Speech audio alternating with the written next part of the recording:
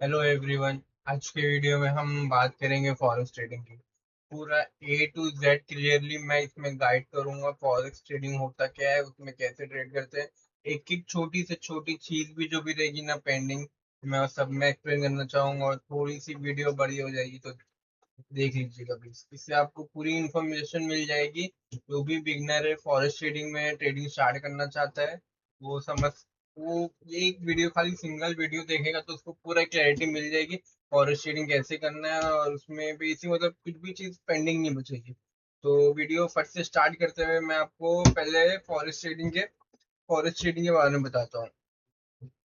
Forex trading में currency में trade होती है। Like we are trading in two currencies. अगर मैं बाय कर रहा हूँ तो मेरी दो करेंसी रहेगी, लाइक AUR USD। अगर मैं बाय पे क्लिक करता हूँ तो मैं AUR बाय कर रहा हूँ, और ऑन द डेट टाइम मतलब मैं तुरंत ही उसमें सेल कर रहा हूँ USD। तो इसमें डबल ट्रेडिंग होती है। इसमें क्या होता है कि आप बस बाय पे क्लिक कर रहे हो, लेकिन ऑन द बैकग्राउंड में ये होता है कि आप AUR बाय कर रहे हो, USD सेल कर रहे हो। आपको ये लग रहा है कि अभी AUR स्ट्रांग होगा और AUR ऊपर जाएगा, या फिर आपको ये लग रहा है कि USD वीक हो रहा है, USD नीचे डाउन जाएगा। तो दोनों में इम्पैक्ट आता है। अगर AUR कुछ फर्क नहीं पड़ रहा है लेकिन USD वीक हो रहा है तो AUR ऑटोमेटिक ऊपर जाएगा, और अगर AUR स्ट्रांग हो रहा है और USD कुछ फर्क नहीं पड़ रहा है फिर भी वो AUR USD ऊपर जाएगा। तो ऐसे हम दोनों में करेंसी में एक साथ ट्रेड करते हैं। और इसी को हम फॉरेस्ट ट्रेडिंग में यही चीज है कि हम, और अगर हम समझो हमने AUR USD को सेल मारे तो हम क्या कर रहे हैं, हम AUR को सेल कर रहे हैं और हम USD को बाय कर रहे हैं। तो ये ऐसा होता है। और फॉरेस्ट ट्रेडिंग के बारे में बता दूं तो फॉरेस्ट ट्रेडिंग जो है पूरे वर्ल्ड में सबसे बड़ी मार्केट है, सबसे बड़ी। इन सिंगल डे $7 ट्रिलियन की ट्रेडिंग होती है। तो ये पूरे वर्ल्ड की, ग्लोबल की सबसे बड़ी मार्केट है। और इसमें मैनिपुलेशन बहुत कम होती है, क्योंकि इसमें बहुत बड़ी, अगर मैनिपुलेशन भी कोई करना चाहता है ना तो बहुत बड़े इंस्टीट्यूट और बैंकर लोग ही कर सकते हैं। नॉर्मल कोई लेवल का या इंस्टीट्यूट प्लेयर इसमें मैनिपुलेशन नहीं कर सकता है। और फिर उसमें आप देखोगे तो उसमें चार सेशन होते हैं। एक एशियन सेशन होता है, उसके बाद फिर टोक्यो सेशन आता है, 5:30 मार्केट खुलती है, 4:30 बजे, 3:30 बजे, तो वो होता है एशियन सेशन। और जो गोल्ड की मार्केट होती है वो 4:30 बजे खुलती है। फिर उसके बाद आता है टोक्यो सेशन जो 5:30 बजे खुलता है। फिर उसके बाद आता है लंदन सेशन जो 12:30 से 1:30 के बीच में खुलता है, टाइमिंग चेंज होती रहती है। उसके बाद शाम में 6:30 बजे न्यूयॉर्क सेशन खुलता है, जो कि सबसे ज्यादा वॉल्यूम न्यूयॉर्क सेशन में ही होता है। तो बिगनर लोग को अभी इतना एडवाइस रहती है कि वो न्यूयॉर्क सेशन में ट्रेड अभी ना करे, क्योंकि उसमें वॉलिटिलिटी बहुत ज्यादा होती है, तो उसमें ऐसे बहुत बड़े बड़े बनते हैं। तो बिगनर्स लोग की यही एडवाइस रहेगी कि अभी वो न्यूयॉर्क सेशन अवॉइड ही करे, वो ट्राई करे लंदन सेशन। मोस्टली 11 बजे से ना 1 बजे का जो टाइम होता है ना प्री लंदन सेशन, वो बेस्ट टाइमिंग होता है। उसमें आपको वॉल्यूम मिलेगा, आपको कोई भी स्ट्रेटेजी रहेगी ना उसमें आपको वर्क करती हुई मिलेगी। तो बेस्ट टाइमिंग मैं आपको बताऊं ना, मेरी खुद की पर्सनल, मेरी 11 से 1 की टाइमिंग है। मैं तभी ही बैठता हूँ ट्रेडिंग करने, बस। फिर बाकी अपने बिजनेस पे ध्यान देता हूँ। तो वैसे ही मैं 11 से 1 करता हूँ। और आप लोग अगर चाहें तो एशियन सेशन में भी सुबह बैठ सकते हैं, 5:30 से 7 बजे तक, तभी भी थोड़ा अच्छा खासा वॉल्यूम आ जाता है। और अगर न्यूज होती है, कुछ भी वॉर का रिलेटेड कुछ भी न्यूज आती है ट्रम्प से रिलेटेड, तो एशियन सेशन में ही वॉल्यूम आता है, फिर गोल्ड फट जाता है पूरा। तो तो अभी मैं जो पर्सनली सिर्फ गोल्ड में ट्रेड करता हूँ। अभी आप लोग डिसाइड कर सकते हो कि करेंसी में करना है कि like USD, NZD USD, USD JPY, GBP USD, GBP JPY, सब अलग अलग करेंसी होती है, सबके अलग अलग कैलकुलेशन होता है ट्रेडिंग करने का। बट मैं प्रिफर करता हूँ गोल्ड, क्योंकि गोल्ड सबसे ज्यादा वॉलेटाइल होता है और सबसे ज्यादा वॉल्यूम उसी में आता है, तो इसीलिए आप कर सकते हो। बाकी सिल्वर में भी कर सकते हो, बट सिल्वर में कमीशन और स्प्रेड बहुत ज्यादा होता है। तो मैं सबसे पहले आपको फॉरेक्स में छोटी छोटी चीज बनाता हूँ। ऐसे कि सबसे पहले होता है लॉट साइज। अभी लॉट साइज कैसे होता है कि हमको पिप कैलकुलेट करना सीखना होना चाहिए। पिप्स क्या होता है? तो फॉरेक्स ट्रेडिंग में ये होता है ना कि हमको प्रॉफिट पिप्स के हिसाब से होता है। तो जैसे कि मैं गोल्ड में करता हूँ। अभी आप ना गूगल पे सर्च करेंगे, जाके ना गूगल पे आके सर्च करेंगे तो आपको मिल जाएगा लॉट साइज कैलकुलेटर। तो आप कोई भी करेंसी डालेंगे उसमें तो बता देगा, बट मैं आपको गोल्ड का बता देता हूँ। गोल्ड में कैसा होता है कि अगर गोल्ड 5,006 पे है, समझो 5,5006 पे अभी रनिंग कर रहा है, और वो $1 मूव किया, 5,006 से 5,007 पे गया, तो उसमें होता है 10 पिप का कैलकुलेशन, 10 पिप मिलते हैं आपको। आपने अगर $1 का मूवमेंट आया तो उसमें आपको 10 पिप मिलते हैं। अब जैसे कि लॉट साइज सबसे मिनिमम जो होता है वो 0.01 लॉट होता है। मैं रिस्क मैनेजमेंट के पार्ट में भी आपको बताऊंगा कि आपको कैपिटल अगर कितना है तो उसमें कितना लॉट साइज लेना चाहिए। तो पहले मैं आपको बात करता हूँ पिप्स की।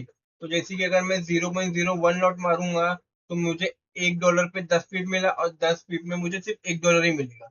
अगर मैं 0.01 लॉट मारता हूँ, अगर मैं 0.1 लॉट मारूंगा तो मुझे 1 पिप का $1 मिलेगा, 10 पिप का $10 मिलेगा। अगर मैं वही एक लॉट मारता हूँ तो एक लॉट में मुझे 1 पिप में $10 मिलेगा, और 10 लॉट में 1 पिप में $100 मिलेगा। तो वैसे ही आप सब कुछ लॉट साइज का कैलकुलेशन होता है। अगर आपका कैपिटल जैसे जितना बड़ा है वैसे लॉट साइज बढ़ाएंगे, और उस हिसाब से आप उतना ही बड़ा प्रॉफिट होता है। तो ये मत सोचिए कि मुझे छोटा कैप्चर करना है, मुझे बड़ा कैप्चर करना है। सब कुछ लॉट साइज पे डिपेंड करता है। आप जो लॉट साइज लेंगे उस हिसाब से आपको प्रॉफिट होगा। तो अगर आपको कम प्रॉफिट होगा तो आप ये भी सोचिए कि आप छोटा लॉट मार रहे हो। और छोटा लॉट क्यों मार रहे हो? क्योंकि आपकी लॉस झेलने की कैपेसिटी नहीं है। जितनी लॉस झेलने की कैपेसिटी हो उतना ही रिस्क करना है, उससे ज्यादा रिस्क नहीं करना है। धीरे धीरे ग्रो करना है। सिलो 0.01 से शुरू कीजिए। मैं भी जब किया तो 0.01 से किया, तो अभी मैं भी अच्छा खासा ऊपर आ गया हूँ। लॉट साइज तो नहीं बताऊंगा, बट अच्छा खासा ऊपर आ गया हूँ। तो वैसे ही आपको धीरे धीरे प्रोसेस वाइज जाना है, क्योंकि बूंद बूंद से समुंदर बढ़ता है। तो आपको धीरे धीरे ऊपर जाना है। स्टार्टिंग में 0.01 से कीजिए, और फिर धीरे धीरे बढ़िए। और फिर सेकंड चीज आती है आपकी ब्रोकर की फीस क्या लेता है। तो जैसे कि अभी आप लोग देखेंगे तो फर्स्ट ब्रोकर के दो टाइप के अकाउंट होते हैं, एक स्प्रेड के अकाउंट होते हैं और एक कमीशन के अकाउंट होते हैं। अब उसमें स्प्रेड में क्या होता है कि समझिए प्राइस अगर चल रहा है 5,006 पे, तो अब नॉर्मली 2 पिप का स्प्रेड रखता है। तो वो कैसे होगा कि अगर प्राइस 5,006 पे चल रहा है, तो वो आपको अगर आपने बाय क्लिक किया 5,006 पे, तो आपको एंट्री मिलेगी 5,006.2। 2 पिप ऊपर एंट्री मिलेगी। जो 2 पिप ऊपर एंट्री मिल रही है वो स्प्रेड होता है, और वही ट्रेडर की फीस और ट्रेडर की कमीशन होता है। और फिर लाइक अगर आपको कमीशन अकाउंट लेना है, अगर आप कमीशन अकाउंट लिए तो उसमें क्या होता है कि स्प्रेड जीरो होता है। तो अब आपने एंट्री मारी तो 5,006 पे, प्राइस 5,006 पे ही एंट्री मिलेगी आपको, लेकिन आपको कमीशन देना पड़ेगा। जैसे कि कमीशन अराउंड होता है 0.1 लॉट पे $1 10 का कुछ, $1 $1.10 का कमीशन है 0.1 लॉट पे। वैसे ही जैसे लॉट बढ़ाएंगे वैसे कमीशन बढ़ता जाएगा। तो आपको सब कैलकुलेट करके रखना है कि आप अगर कमीशन अकाउंट है तो आपको कैलकुलेट करना है कि 1:2 ले रहा है तो मतलब 1:2 ही है, उसमें कमीशन भी ऐड करो, ताकि आपको ये ना हो कि मेरे कम गया। स्प्रेड में कैसे मालूम नहीं पड़ता है, क्योंकि वो स्प्रेड आता है 2 पिप आपको ऊपर ही एंट्री मिलती है, तो आपकी एंट्री लॉस में ही होती है। तो फिर आपको ऊपर तो आप एक्स्ट्रा ही 1:2 पकड़ते हो, आपकी जहाँ एंट्री मिली है वहां से 1:2 पकड़ते हो, लेकिन वो नीचे में एंट्री एक्चुअली में होती है। 2 पिप जो रहता है वो कमीशन लेता है ब्रोकर।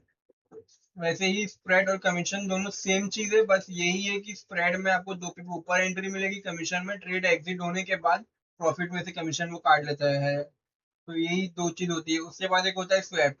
स्वैप में जो रहता है ना कि कुछ कुछ जो ब्रोकर रहते हैं वो फ्री स्वैप अकाउंट देते हैं, क्योंकि जैसे कि स्वैप एक इंटरेस्ट होता है, और हमारे इस्लाम में जो है कि इंटरेस्ट अलाउड नहीं है। तो बहुत सारे ब्रोकर लोग अभी स्वैप फ्री इस्लामिक अकाउंट दे रहे हैं, जो कि स्वैप फ्री होता है। स्वैप अकाउंट होता क्या है? स्वैप क्या होता है? अगर आपने एक दिन आज समझे बाय किए और आपने ट्रेड कल एग्जिट किए, एक पूरी रात होल्ड किए, तो आपको स्वैप कटेगा। अगर आप वही दिन ट्रेड लेके वही दिन कट कर दोगे तो आपको स्वैप नहीं लगेगा। लेकिन आपने आज लिया और ट्रेड कल कट गया तो आपको स्वैप चार्जेस लगेगा। और अगर स्वैप फ्री अकाउंट जो होता है, इस्लामिक अकाउंट होता है, उसमें आपको स्वैप नहीं लगता। तो कितना भी दिन होल्ड करो, कम कभी भी ब्रोकर उसमें आपको स्वैप काट ही नहीं सकते, क्योंकि वो स्वैप फ्री अकाउंट है। तो उसमें कभी भी नहीं काटता। ये एक फायदा होता है स्वैप फ्री अकाउंट में। और फिर लास्ट चीज होती है लेवरेज। अब लेवरेज क्या होता है? समझिए आपके पास गोल्ड समझिए $5,000 का चल रहा है। अब $5,000 मतलब 0.0, आपके पास $5,000 होना चाहिए, तो आप 0.01 लॉट से सिर्फ बाय कर सकते हो गोल्ड। और लेवरेज के हेल्प से हम लोग कितनी भी क्वांटिटी बढ़ा सकते हैं। लाइक मोस्टली ब्रोकर्स रहते हैं ना, वो 500x तक लेवरेज देते हैं। जैसे कि 5000 को 500 से मल्टीप्लाई कर दोगे तो आप 0.5 लॉट तक ले सकते हो सिर्फ $5000 के अकाउंट से। तो वैसे ही होता है कि 5,500 का लेवरेज मोस्टली 80% ब्रोकर जो रहते हैं वो 500 लेवरेज ही देते हैं। बाकी कुछ कुछ जो है, कुछ कुछ ब्रोकर जो है 2000 एक्स तक देते हैं। और बाकी बहुत रेयरली जो अनलिमिटेड दे देते हैं, जैसे कि एक एक्समैस है जो कि अनलिमिटेड लेवरेज देता है। वो भी वो सबको अनलिमिटेड लेवरेज नहीं देता, पहले आपको उनका चलाना होगा, आपको वो देखेंगे, और अगर आपका उतना अकाउंट साइज है और आप वैसे ट्रेड करते हो तो फिर वो आपको अलाउ करते हैं अनलिमिटेड लेवरेज का। अदरवाइज 2000 लेवरेज इस मोस्टली देते हैं। बट मैं प्रेफर करता हूँ कि आप लोग, अगर आप लोग बिगनर हो तो, और अगर आपका कैपिटल कम है तो 500x मैक्स रखो। उससे ये होगा कि कभी आपके इमोशंस बिगड़े तो आप लॉट साइज बड़ा ना करो। यही होता है, जब आप लोग की इमोशंस टूटते हैं तो आप लॉट साइज बड़ा करने जाते हो और तो एक ही साथ में रिकवर हो जाए। तो वो चीज आपको बचाइए। अगर आप 500 लिवरेज सिर्फ रखते हो और अगर आपका अकाउंट छोटा है और लॉस हो गया और छोटा हो गया, तो उसमें आप लॉट साइज बड़ा नहीं कर सकते हो, छोटे में ही लॉट साइज में आपको ट्रेड करना होगा। और अगर आपको कैपिटल बड़ा है तो मैं प्रेफर करूंगा कि आप 200x तक ही रखें, क्योंकि उससे आपको अगर कैपिटल बड़ा है तो आपको जरूरत ही नहीं है लेवरेज की इतनी, तो 200 इज सफिशिएंट। बट अगर नॉर्मल छोटा अकाउंट है तो आप 500 लेवल तक भी रख सकते हैं। बाकी यही जो बेसिक चीज, अगर आपको अगर आपको कोई भी ब्रोकर में ट्रेडिंग करना है, फॉरेक्स ट्रेडिंग, तो बस ये बेसिक चीज है। लॉट साइज समझिए, पिप समझिए, फिर उसके बाद स्वैप चार्जेस समझिए, उसके बाद स्प्रेड समझिए, कमीशन समझिए, यही 4-5 लेवरेज समझिए, ये सब 4-5-6 चीज है जो आपको समझ लिए तो फिर कोई बेसिक चीज प्रॉब्लम नहीं, हम ट्रेडिंग कर सकते हो। ट्रेडिंग करने के लिए टेक्निकल पार्ट, फंडामेंटल पार्ट वो अलग है। पर जो नॉर्मल बेसिक ट्रेडिंग करना है, आपको मोबाइल लेके बाय सेल क्लिक करना है, स्प्रेड क्या होता है, कमीशन, वो सब, ये सब इतना ही है। इतना ही चीज जो समझ गए तो आप सफिशिएंट है कि आप ट्रेडिंग कर सकते हो। बाकी नेक्स्ट वीडियो में मैं और आपको टेक्निकल एनालिसिस सिखाऊंगा, फंडामेंटल सिखाऊंगा, साइकोलॉजी पे वीडियो डालूंगा। तो वो सब अलग पार्ट है, वो बाद में हम धीरे धीरे सीखेंगे। पर जो ये बेसिक चीज है वो आप समझ लीजिए। अब इसमें देखिए, लोग बहुत बोलते हैं कि इंस्टीट्यूट लोग बड़े बड़े लोग ही मार्केट चलाते हैं, ऑफकोर्स उन लोग ही मार्केट चलाते हैं। बट ये एक चीज गलत है कि इंस्टीट्यूट लोग रिटेलर का असर खा जाते हैं, क्योंकि ये मार्केट में रिटेलर्स दिखते हैं 5%, मैक्स टू मैक्स 5% रिटेलर्स है, बाकी 95% इंस्टीट्यूट है। तो वो इंस्टीट्यूट आपस में ही लड़ते हैं, एक दूसरे का ही एसेट लेने के लिए लड़ते हैं। तो रिटेलर की कोई गिनती नहीं है इसमें। तो आप लोग ये मत सोचिए कि मेरा एसेट ही है तो इंस्टीट्यूट लोग को मालूम है मेरा एसेट, लो मेरा एसेट खाने आएंगे, नहीं। इसमें क्या होता है ना, इसमें ना ब्रोकर करता है मस्ती आप लोग के साथ। ब्रोकर, जो ब्रोकर होता है ना, उसके पास दो टाइप के अकाउंट होते हैं, ए टाइप, बी टाइप। अब इसमें क्या होता है ना, जो पहला टाइप है ना, उसमें ब्रोकर पहले आपको ना अपने सारी ट्रेड करेगा। लाइक तुम बाय पे क्लिक कर रहे हो ना, तो वो सेल पे क्लिक करेगा। वो तुम जो ट्रेड लेगा ना वो तुम्हारे अपोजिट में लगेगा, क्योंकि तुमको, क्योंकि उसको मालूम है तुम्हारे अंदर इमोशंस कंट्रोल नहीं, तुम्हारी साइकोलॉजी अच्छी नहीं है, तुम लॉस में कर रही हो, तुम प्रॉफिटेबल अभी तक बनी नहीं हो। ब्रोकर के पास पूरा डेटा होता है, हर एक चीज का डेटा होता है। तो वो आपको मालूम है, अगर आप कंटिन्यू जब प्रॉफिट करने लगोगे ना, वो ऑटोमेटिक आप लोगों को बी टाइप में डाल देगा। तो फिर आप, आपके ट्रेड आगे लिक्विडिटी प्रोवाइडर लोग के पास चले जाएंगे। तो वो डायरेक्ट मार्केट में ट्रेड होगा आपका। तो उससे आप लोगों को फायदा होगा। लेकिन इसमें जो रहता है, ब्रोकर आप लोग के साथ खेलता है। इसमें क्या होता है कि ब्रोकर आपको अपोजिट ट्रेड लेता है, अगर स्प्रेड है तो कभी स्प्रेड बढ़ा देगा, जानबूझ के एसएल कटवा देगा। तो ये सब ब्रोकर चीटिंग करता है, सभी करते हैं ब्रोकर, कोई भी ऐसा अच्छा नहीं है, सभी करते हैं। बट आप डिसिप्लिन, रिस्क मैनेजमेंट के साथ बराबर आप ट्रेड करेंगे ना, ब्रोकर को ऑटोमेटिक डेटा रहता है ब्रोकर के पास, वो समझ जाएगा प्रॉफिटेबल ट्रेडर है, वो ऑटोमेटिक आप लोगों को दूसरे उसमें डाल देगा, जो कि फिर आपके ट्रेड लिक्विडिटी प्रोवाइडर के पास जाएगा, और फिर जैसा आप बाय करेंगे वैसे आपके ऑर्डर पंच होंगे और वैसे आपको प्रॉफिट होगा। तो अभी जैसे कि मैंने मोस्टली 80 चीजें सब बता ही दिया हूँ, तो फॉरेस्ट ट्रेडिंग जिसको करना है ना वो स्टार्ट कर सकता है। अभी करे किस में स्टार्ट, वो भी इम्पोर्टेंट है। तो अभी अगर आप इंडिया में रहते हो तो मैं तो एडवाइस नहीं करूंगा कि कोई ब्रोकर में आप अकाउंट खुलवाओ, क्योंकि इंडिया में वो चीज़ लीगल नहीं है। तो वो चीज़ सही नहीं होगी, अगर कुछ आगे प्रॉब्लम आती है तो अच्छा खासा फंस जाएंगे। तो द बेस्ट वे है कि आप लीगली इंडिया में फॉरेस्ट ट्रेडिंग ट्रेड करो ना, तो वो बेस्ट वे है कि आप ये प्रॉप फर्म के थ्रू जाए। आप कोई भी प्रॉप फर्म ले सकते हैं, कोई भी प्रॉप फर्म आप ले सकते हैं जो कि आपको लीगली करके देगा। और उसमें बेस्ट चीज ये है कि ऐसा प्लेटफॉर्म चूज करो। अगर आप यूपीआई से पेमेंट करते हो, अगर यूएसडीटी से करते हो तो कोई मसला नहीं है, किसी को भी चूज करो जो कि प्रॉपर एनालाइज करो कि कौन पे आउट दे रहा है, कौन जानबूझ के रिजेक्ट तो नहीं कर रहा है ना। बाकी आप लोग देख सकते हो। और अगर यूपीआई से कर रहे हो तो ऐसा बंदा चूज करो, जो ऐसा प्लेटफॉर्म यूज करो जो कि जीएसटी भरता हो लीगली हो। तो अभी मेरे ख्याल से एक ट्रेड रूम, मयंक राज का जो है ट्रेड रूम, उसमें आप लोग कर सकते हो। वो जीएसटी बिल भरता है, लीगली होता है पूरा। तो आप लोग में यूपीआई से पेमेंट भी कर सकते हो और ट्रेड भी ले सकते हो। तो इसमें कोई ऐसा प्रमोशन का नहीं है, बस मैंने एक एडवाइस कर दिया। बाकी आप और भी अच्छे अच्छे प्लेटफॉर्म है जो कि बेस्ट है, आप लोग अपना रिसर्च करके कर सकते हो। बाकी मेरा तो यही एडवाइस रहेगा कि आप लोग प्रॉप फर्म में ही ट्रेडिंग करें, अगर आप बिगनर भी हो तो। क्योंकि आपको 3,500 में $5,000 का अकाउंट मिल जाता है। उसमें आप अगर समझिए आपका आपके पास $500 है, तो आप कितनी बार $36 के अकाउंट खरीद सकते हो, कितनी बार ब्लो कर सकते हो, आपको उससे सीखने मिलेगा। उससे प्लेटफॉर्म में फायदा क्या है, उसमें रूल्स बहुत होता है। तो आप लोगों को डिसिप्लिन और रिस्क मैनेजमेंट के साथ ही ट्रेड करना होता है। जरा भी रूल ब्रेक किए तो अकाउंट ब्रीच हो जाता है। तो उससे आप लोग डिसिप्लिन बनना सीखेंगे।